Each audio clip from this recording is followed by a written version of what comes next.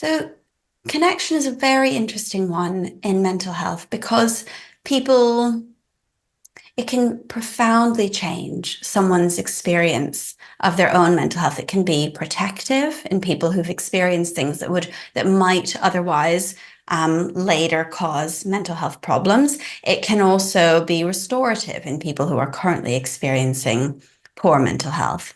And I think the example I'll give will be a little bit unusual because probably when you think about it, you're thinking about, protection against depression or protection against anxiety. But actually, the example I'm going to give is about psychosis or schizophrenia.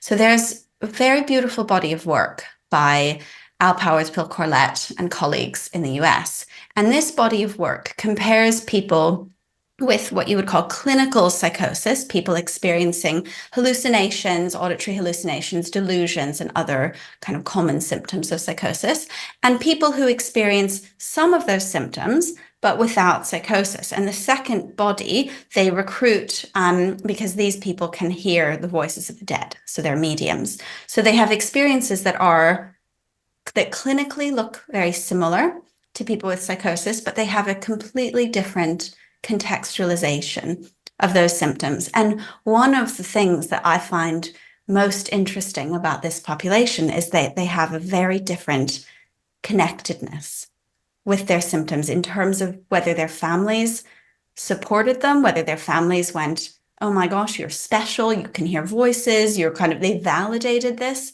And I think it was protective for their mental health. They don't experience many of the really, really difficult, troubling mental health symptoms that people with psychosis experience, because it's not just about hearing voices, it's about the voices persecute you and you're having, so it's a really negative experience for many people with psychosis. For people in the second category, they have one ingredient, but it was often experienced or first experienced in a very different context, a different social context. And that has changed the trajectory of their illness, or in their case, lack thereof.